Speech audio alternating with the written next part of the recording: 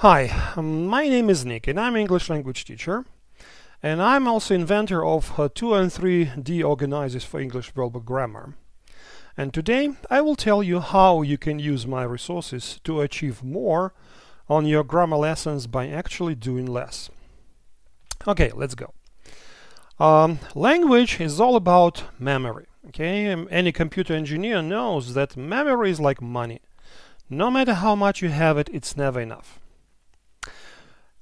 Being a teacher, I wish I had this luxury to install more memory into the heads of my students, but I simply don't. The only option I have to save students' memory is to take away everything irrelevant and focus on the most difficult area, the verbs, since verb is a power core of any language and its most complex part. And when we got to English tenses, to English verbal grammar, we quickly face the fact that English tenses, they are like pieces of a very complex puzzle. And this huge grammar puzzle is a big problem itself. Students waste a lot of their time here. And what they actually do is not learning, but rather doing what they best can do to solve this puzzle. And fixing this problem dramatically cuts learning time. So, facing this problem and having this grammar puzzle, I decided why not to use some sort of an organizer just to bring some order into this problem. Okay? And I invented first just some simple clickable tables, something like that. Nothing complicated, just tenses with pop-up tables. And it works. It helped on the first stage, but later I understood that having only tenses is not enough.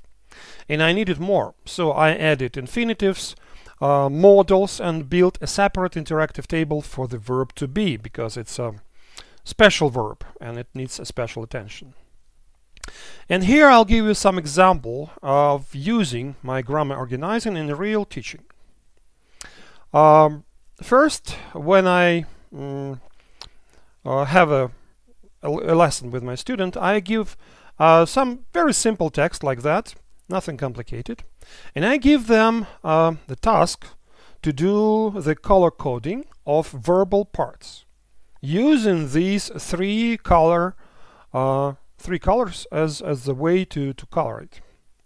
And this is what we finally come to, but be warned that the process of coloring itself is adventure and quite an endeavor, because what you will see that students, they don't see the text as we teachers do, and it's a separate experience. So what I do in this particular situation, I refocus a student's attention from my personality as a teacher to this interactive map of English grammar. Because to color code the text, they must know tense, and since they don't know them, they must use these interactive tables. And this is how it works. This is where the magic happens. And in general, the idea with the interactive tables was a success, but quite often I had some complaints that, oh, teacher, too many tables, difficult, blah, blah, blah. I started to think what I can do, and I came to the idea that it might be good to use this ancient method of Lotzi, arranging three major groups of English verbs in a 3D space on a cube. And this is how my grammar cube appeared. Okay, this is what it looks like: a cube with pop-out tables, right? Again, nothing special, but it does the job. It helps students to wrap their mind about something. And by the way, often people ask me, what are those dinos here? It's these are dinosaurs for the tenses that are being extinct for a long time. Don't touch us, we're already dead. Okay, let's go. So The grammar cube is a 3-in-1 piece, a professional tool. First, it is a Swiss Army knife. It is working as a universal container for all verbal forms. Second, it works as a globe, a 3D organizer for learning material in one place. And most important, it works as a GPS, a high-precision verbal grammar positioning system. And this is what I would like to focus your attention to, because this feature gives me the most in my teaching, because it produces the effects that go far beyond just teaching. Okay. For example, if we take this color-coded text and use the grammar cube as a grammar projector, we project each colored piece to its body, and we do that with each sentence, sentence by sentence, piece by piece, we come to a sequence, okay? And the sequence reveals a pattern.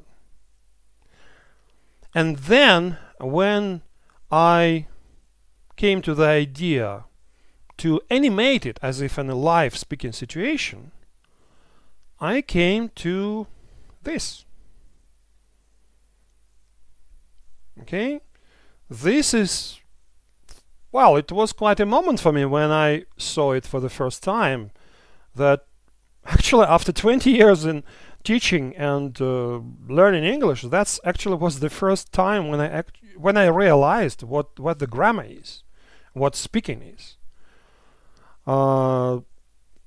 I understood that looking at that animated grammar cube, I got a full impression as if an invisible virtual machine of a language is working inside the cube.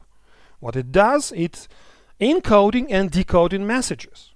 And having this grammar cube as an output terminal of this hidden virtual machine, I finally understood how language works. Well, that's my personal experience was, and it was quite a wow moment. And having this understanding, I started to use the cube as a professional tool on my grammar lessons. First, to check what's going on in students' head, and second, to build these high precision grammar speaking skills with my students. And in the next 2 videos, you will see how it actually works in a real teaching situations.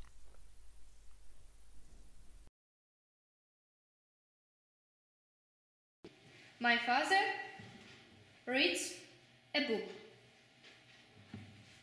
He must go home. You will be working today.